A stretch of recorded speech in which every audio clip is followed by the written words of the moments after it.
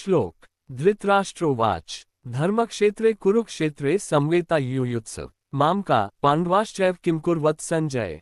एक अनुवाद। धृतराष्ट्र ने कहा, हे संजय, धर्मभूमि कुरुक्षेत्र में युद्ध की इच्छा से एकत्र हुए मेरे तथा पांडु के पुत्रों ने क्या किया।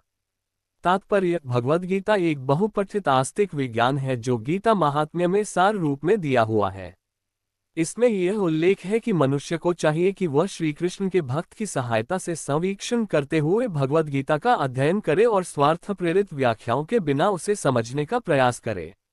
अर्जुन ने जिस प्रकार से साक्षात भगवान कृष्ण से गीता सुनी और उसका उपदेश ग्रहण किया, इस प्रकार की स्पष्ट अनुभूति का उदाहरण भगवद गीता में ही है। यदि उसी गुरु परंपरा से निजी स्वार्थ से प्रेरित हुए बिना किसी को भगवद गीता समझने का सौभाग्य प्राप्त हो तो वह समस्त वैदिक ज्ञान तथा विश्व के समस्त शास्त्रों के अध्ययन को पीछे छोड़ देता है। पाठक को भगवद गीता में न केवल अन्य शास्त्रों की सारी बातें मिलेंगी अपितु ऐसी बातें भी मिलेंगी जो अन्यत्र कहीं उपलब्ध नहीं है। यही गीता का विशिष्ट मानदंड है। स्वयं भगवान श्री कृष्ण द्वारा साक्षात उच्चरित होने के कारण ये पूर्ण आस्तिक विज्ञान है। महाभारत में वर्णित धृतराष्ट्र तथा संजय की वार्ताएं इस महान दर्शन के मूल सिद्धांत का कार्य करती हैं। माना जाता है कि इस दर्शन की प्रस्तुति कुरुक्षेत्र के युद्धस्थल में हुई जो वैदिक युग से पवित्र तीर्थस्थल रहा है। इसका प्रवचन भगवान द्वारा मानव जाति के पथ प्रदर्शन हेतु तब किया गया जब वे इस लोक में स्वयं उपस्थित थे।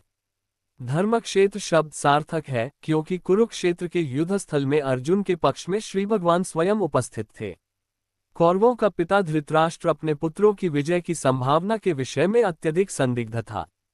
अतः इसी संदेह के कारण उसने अपने सचिव से पूछा, उन्होंने क्या किया। वह आश्वस्त था कि उसके पुत्र तथा उसके छोटे भाई पांडु के पुत्र कुरुक्षेत्र की युद्धभूमि में निर्णयात्मक संग्राम के लिए एकत्र हुए हैं। फिर भी उसकी जिज्ञासा सार्थक है। वह नहीं चाहता था कि भाइयों में कोई समझौता हो, अतः वह युद्धभूमि में अपने पुत्रों की नियति, भाग्य, भावी के विषय में आश्वस्त होना चाह रहा था। चूंकि इस युद्ध को कुरुक्षेत्र में लड़ा जाना था, जिसका उल्लेख वेदों में स्वर्ग के निवासियों के लिए भी तीर्थस्थल के रूप में हुआ है, अतः धृतराष्ट्र अत्यंत भयभीत था कि इस पवित्र स्थल का युद्ध के परिणाम पर न जाने कैसा प्रभाव पड़े। उसे भलीभांति ज्ञात था कि इसका प्रभाव अर्जुन तथा पांडु के अन्य पुत्रों पर अत्यंत अनुकूल पड़ेगा क्योंकि स्वभाव से वे सभी पुण्यात्मा थे। संजय श्री व्यास का शिष्य था, अतः उनकी कृपा से संजय धृतराष्ट्र के कक्ष में बैठे बैठे कुरुक्षेत्र के युद्धस्थल का दर्शन कर सकता था। इसीलिए धृतराष्ट्र ने उससे युद्धस्थल की स्थिति के विषय में पूछा। पांडव तथा धृतराष्ट्र के पुत्र दोनों ही एक वंश से संबंधित हैं, किंतु यहाँ पर धृतराष्ट्र के वाक्य से उसके मनोभाव प्रकट होते हैं। उसने जानबूझकर अपने पुत्रों को कुरु कहा और पांडु के पुत्रों को वंश के उत्तराधिकार से विलग कर दिया। इस तरह पांडु के पुत्रों अर्थात अपने भतीजों के साथ धृतराष्ट्र की विशिष्ट मन स्थिति समझी जा सकती है।